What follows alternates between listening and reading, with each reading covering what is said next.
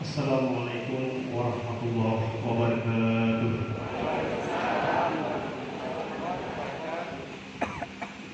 Bismillahirrahmanirrahim. Alhamdulillahi rabbil alamin. Wassalatu wassalamu ala rasulillah Sayyidina Muhammadin wa ala alihi wa ashabihi wa atba'ihi ajma'in. Faqad qala Allah Ta'ala fi kitabihil karim wa huwa asdaqul qa'ilin. A'udzu billahi minasyaitonir rajim. Bismillahirrahmanirrahim. Nun wal qalam wa ma yasturun. Ma anta bi ni'mati rabbika bi majnun. Wa inna laka la'ajran ghairu mamnun wa innaka la'ala khuluqin 'azim. Wa qala aidan wa ma arsalnaka illa rahmatan lil alamin. Wa qala aidan laqad kana lakum fi rasulillahi uswatun hasanah. Shadaqallahul azim. Yang terhormat orang tua kita, Bapak Bupati Kabupaten Baru, dalam hal ini diwakili oleh orang tua kita, Bapak Kepala Dinas Pendidikan. Yang kami hormati Ketua Dewan Pendidikan Kabupaten Baru, sekaligus beliau adalah Ketua Sekolah Tinggi Ilmu Administrasi Al-Dasari Kabupaten Baru.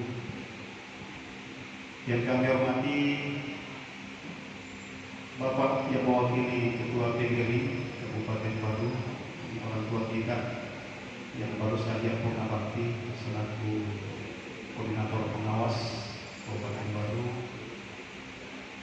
Yang kami hormati Ibu Camat Baru, mohon maaf Bu, kemarin kami sempat hilap menyebut Camat Kabupaten Baru.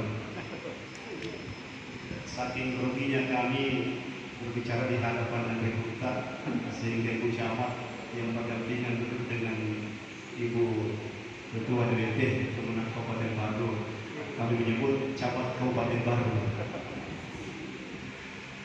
Yang terhormat hadir hari ini berbahagia Bapak Kasih Pendidikan dan Agama Islam, Bapak Dr. Muhlis Hakim MPD MM, luar biasa. Sepertinya Pak Muhlis, Pak Bupati seperti pengantin baru hari ini. Luar biasa sambutan beliau. Juga kami hormati, tak kalah pentingnya hari ini acara kita dihadiri langsung oleh Bapak Kasih Pendidikan Madrasah kantor Gubernur Kabupaten Baru, yang sebenarnya beliau siap dan kami tunjuk membawa pipa peringatan Maulid. Saya tidak tahu guru agama kita Pak Bupati kenapa mendaulat pakaian benar. Juga hadir orang tua kita, Ketua Pokjawas Kabupaten Baru, dan teman-teman pengawas baik Bina Madrasah dan istimewa Bina Pais. Hari ini ada Pak Marwan, ada Pak Jaban,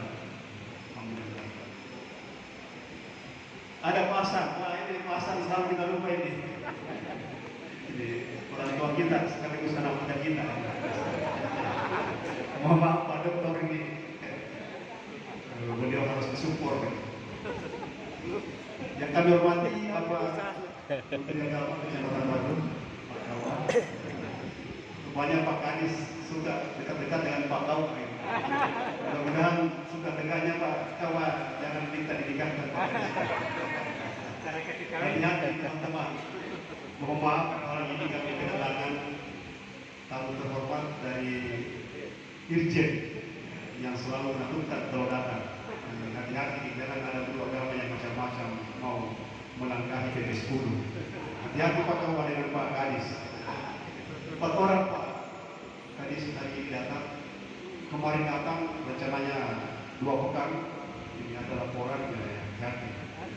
Mudah-mudahan bukan Pak Kawan dan Pak Kadis yang diperiksa. Dan paling istimewa hari ini, bapak-bapak, ibu, teman-teman, guru agama, baik kakak paisnya, KKG-nya, FGD-nya, apalagi ketua dan segenap panitia yang tadi malam luar biasa mempersiapkan mulai. Sebelum acara hari ini saya juga diundang Pak tadi malam Pak Kadis, luar biasa persiapan beliau panitia ini untuk acara kita pada hari ini. Bahkan hari ini saya dipertiga ada 2 acara bersamaan.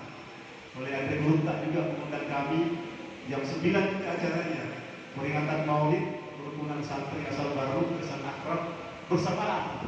Saya bilang insya Allah mudah-mudahan saya bisa rinci setelah ini saya memang kosong. Mudah-mudahan ceramahnya tinggal 7 menit karena tadi luar biasa hikmahnya sudah disampaikan oleh Pak Bupati kita Pak Kadis, luar biasa. Saya rasa kalau sudah juga kita ikuti ini hikmahnya sudah output daripada tema kita. Sudah kita guru baik PAI dalam menunjukkan ukhuwah Islamiyah dan moderasi beragama. Yang pertama, hari ini oleh teman-teman guru agama yang secara pasti saya tidak mau mengada-ada ini datang. Jumlah guru agama kita di Bandung itu ada 433 orang. Yang PNS, ASN itu 189.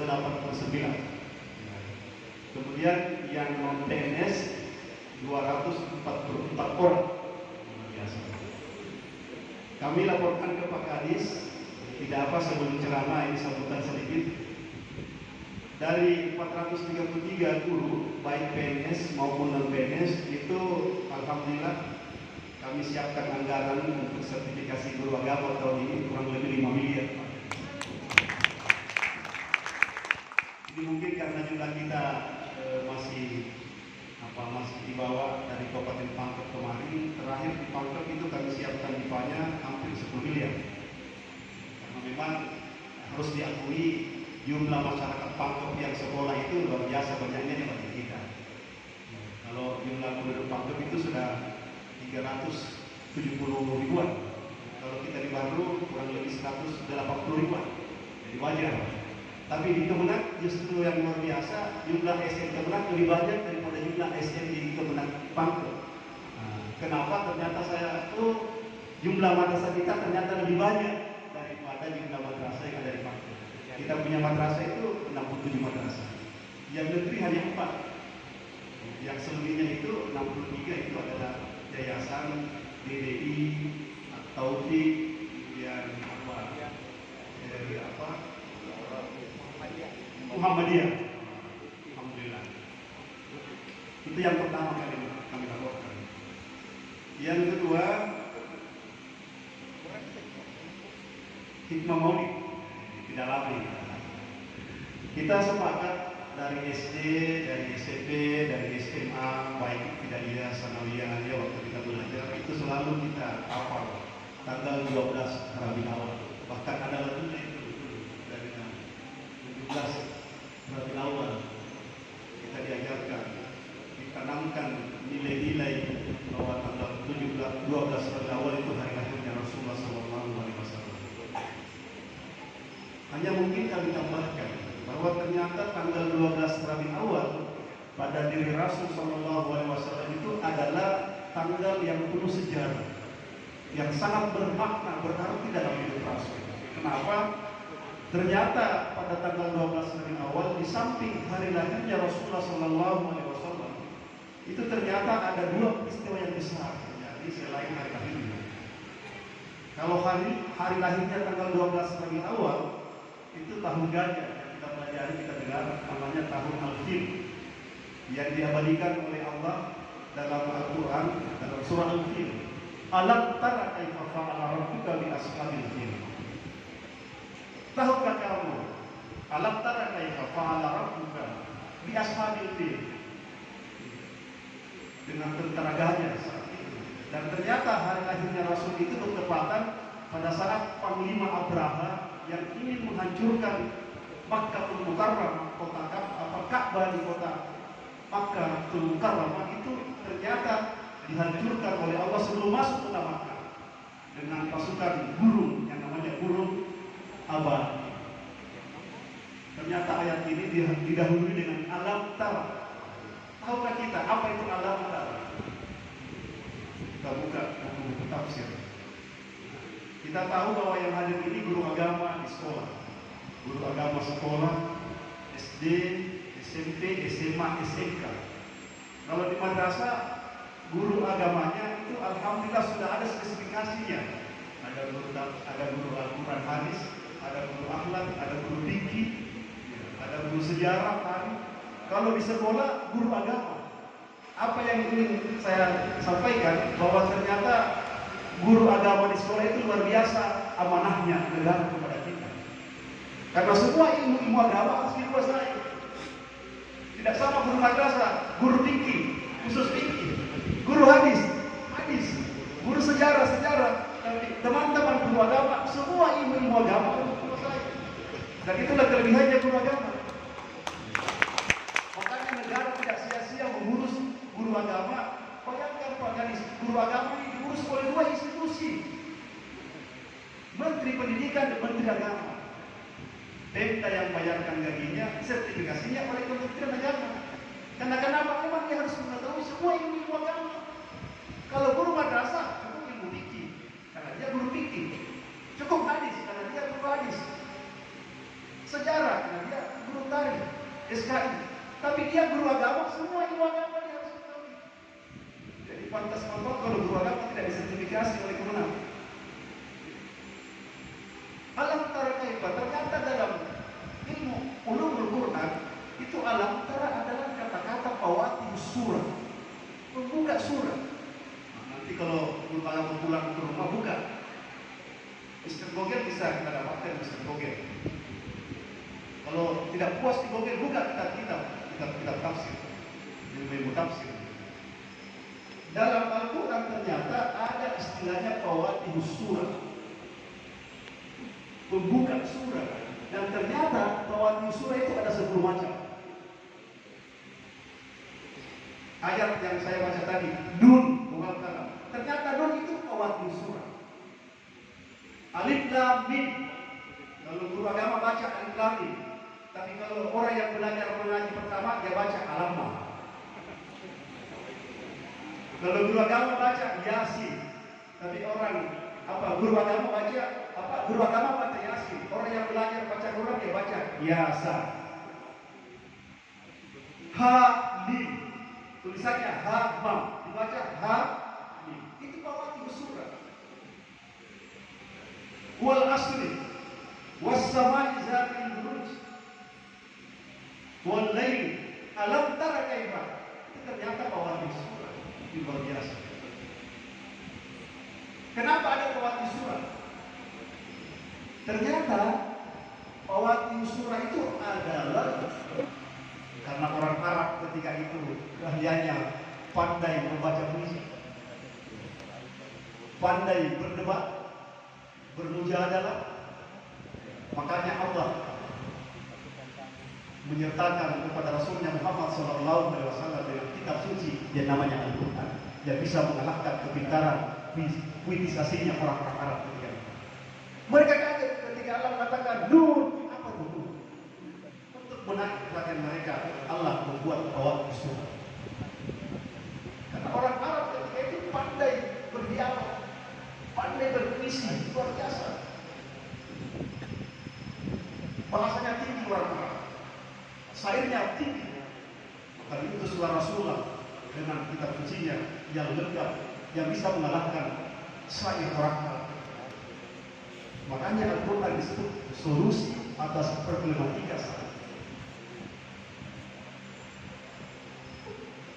Yang kedua, ternyata 12 Rabi awal itu adalah hari di mana Rasulullah SAW menginjakkan kakinya pertama kalinya di kota Madinatul Munawwarah pada saat hijrah.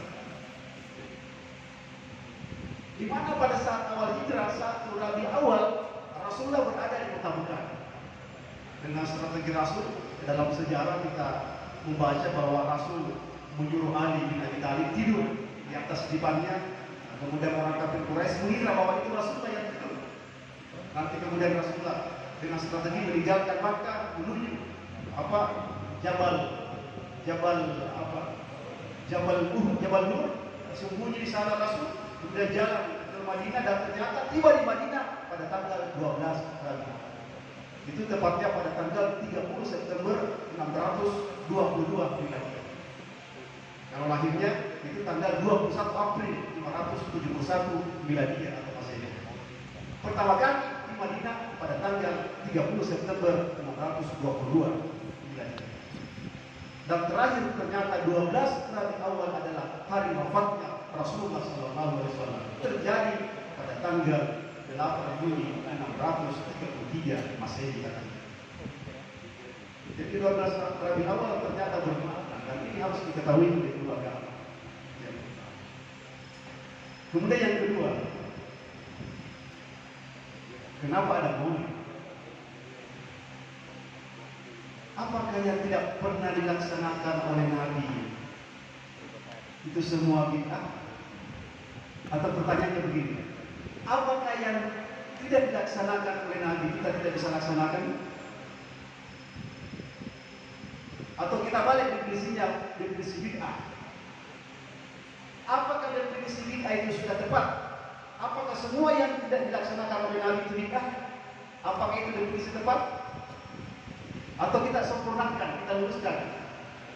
Apakah semua yang bertentangan dengan Al-Quran, hadis, asar, ijma' sahabat itu bid'ah? Yang mana yang benar?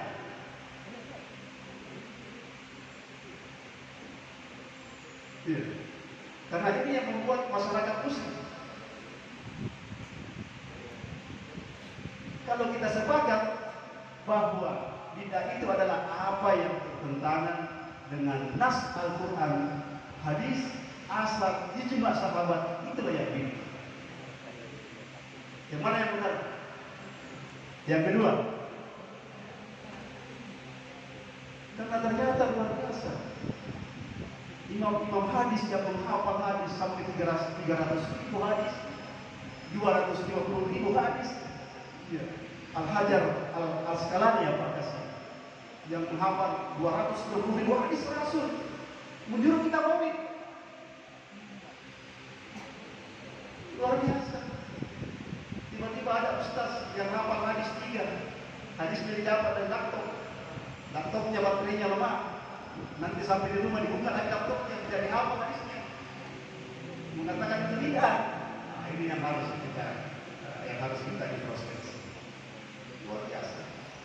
Kenapa ada maulid? Karena maulid mengajak kita bagaimana dengan maulid kita bisa menghidupkan hadis dan sunnah Rasul Sallallahu Alaihi Wasallam. Jangan sunnah Rasul hanya mau ikut Rasul, poligaminya Rasul. Kita utuh mengikuti Rasul. Yang dihafal tadi yang disinggung Pak Bupati, ada guru agama yang tidak mau vaksin, mungkin di baru tidak ada. Dia tidak sadar memahami teks-teks Nabi itu yang sepotong, pelajari dengan benar. Kenapa? Ternyata yang kita pahami dari hadis Nabi yang mengatakan as-salatul jamaah afdalun min salat al-fasih bisabi'i isrina darajat. Itu yang kita tahu, yang kita hafal, yang ini kita capai hanya pahala atau betul. Kalau kita salat jamaah, dia tidak tahu bahwa kalau kita salat jamaah ada namanya imam, ada makmum. Maknanya yang dia pahami hanya mau mendapat 27 pahala. Dia salat berjamaah, dia tidak tahu apa filosofinya salat jamaah. Ada imam. Oh, imamnya Allahu Akbar. Imamnya ruku, makmumnya harus ruku. Imamnya salah, makmumnya subhanallah. Ingatkan. Dalam fikih salat, orang yang masbuk, yang terlambat salat itu harus ikut imam. Makanya dalam fikih kalau kita masbuk, imam sujud, dia langsung takbir baru sujud. Kenapa? Filosofinya yang harus kita ikuti, substansinya salat jamaah kita ikuti. Bukan hanya pahalanya 20 derajat. Apa filosofinya salat jamaah? Apa hikmahnya? Di sana ada kepemimpinan. Kalau Pak Bupati bilang guru agama harus divaksin di baru, guru harus divaksin. Mohon maaf, Pak Ketua Bagian sengaja saya upload untuk saya waktu di divaksin, kelihatan bagi cabai saya. Saya mau perlihatkan kepada semua guru agama di Baru bahwa pakainya saja vaksin. Walaupun sudah divaksin, jadi saya naik 150. Kita bisa memperlihatkan. Di hadis, kita dilarang menutup kedua mata kaki. Kalau dalam bahasa Arab di hadis namanya ka'bah, al-ka'bah. Kan dilarang kita menutup kedua mata kaki. Itu teksnya. Tapi apa makna yang tersirat di situ? Apa yang kita pahami? Ternyata semangatnya hadis itu Rasul melarang kita ketika sholat jangan berpakaian songkok, memperlihatkan apa yang berpakai. Makanya di akhir hadis dikatakan al-huyala. Apa itu al-huyala? Suku. Karena ada orang pakai sarung, direknya Wadimor, Samarinda, BHS, napasan di belakang yang besar-besar lapannya di sarungnya. Itu yang dimaksud. Karena kenapa? Kalau kita salat ada bacaan yang kita baca yang bertanggung jawab orang yang pakai baju yang tulis pakaian itu. Makanya kita dilarang salat memakai pakaian yang ada tulisannya. Itu semangatnya. Jangan tidak ada semangatnya, orang tidak rapat kakinya, diinjak kakinya di orang itu. Sampai orang tidak mau datang terus ditaruh diinjak kakinya. Harus ada makna konteks. Karena kenapa? Guru agama misalkan bukan hanya mengetahui ilmu agama, dia harus ketahui khusus agama. Karena kenapa? Dia hidup di sekitar sosial, di sekitar orang. Maka dalam Al-Quran manusia disebut abisan, anas itu adalah sembunyi itu. Kenapa? Karena agama Islam itu sesuai dengan zaman dan waktu di mana kita berada. Ada juga hadis yang kita dengar bahwa kalau kita tidur disuruh membunuhkan lampu,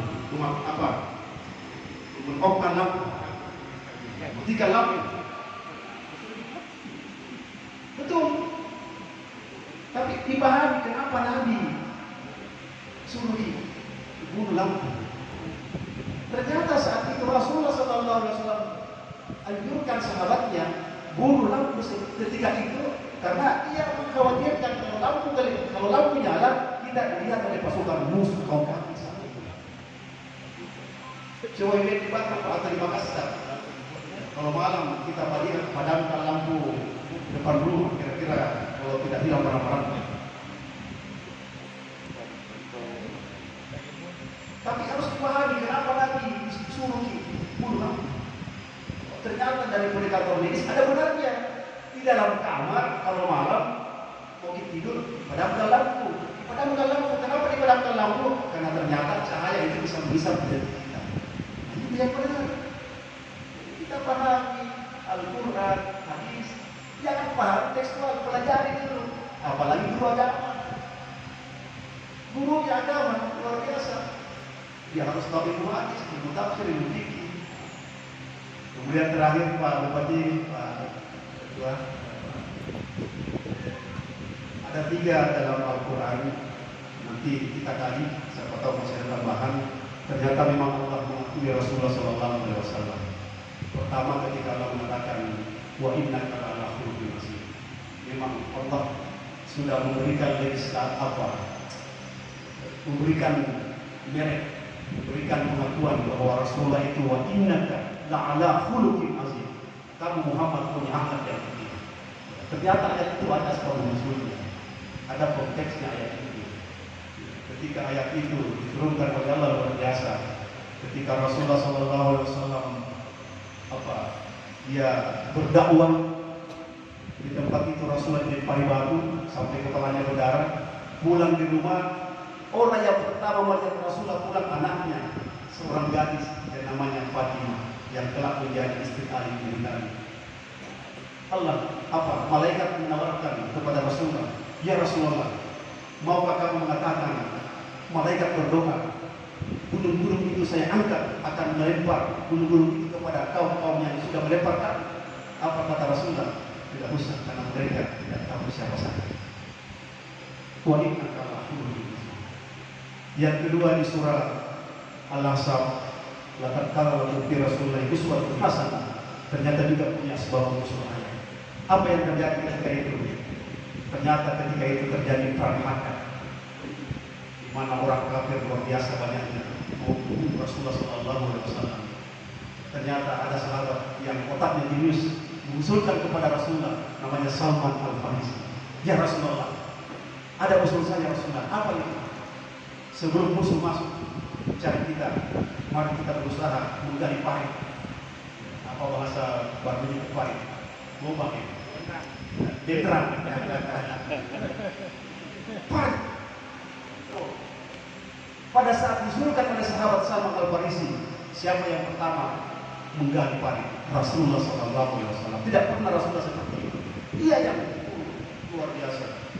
Apa yang terjadi? Ternyata kaum kafir ketika itu hendak dengan Rasul mereka jatuh dalam parit yang digali oleh Salman Al-Farisi dan Rasulullah SAW serta sahabat-sahabat. Kemudian yang ketiga, wa ma arsalnaka illa rahmatan lil alamin. Luar biasa ayat ini kalau kita mau mencari asal-usul ayat ini. Dalam sebuah riwayat Pak Bupati bahkan ternyata salah seorang sahabat Rasulullah SAW yang didatangi oleh seorang pemuda. Pemuda ini mau bertobat atas dosa-dosa yang dia perbuat, yang luar biasa, menurutnya sangat besar. Ketika itu difasilitasi oleh sahabat Rasul Umar bin Khattab menjadi fasilitator kepada Rasulullah SAW. Dan ketika pemuda itu menghadap kepada Rasulullah, Umar tanya kepada dia, ada apa gerangan sehingga Anda mau datang kepada Rasulullah, sehingga Rasulullah mau mendoakan agar bersama dimaafkan oleh Allah Subhanahu wa Ta'ala. Maka pemuda itu, sesungguhnya aku mau menyampaikan, biarlah nanti di hadapan Rasulullah saya menyampaikan apa yang terjadi. Dibawalah pemuda ini di hadapan Rasulullah SAW. Sampai di hadapan Rasulullah SAW, pemuda ini mengaku. Apa kata pemuda ini? Setelah ditanya oleh Rasulullah, apa gerakan yang dapat berbuat? Kata pemuda ini, ya Rasulullah, sesungguhnya aku malu menyampaikan, tapi saya berniat untuk bertobat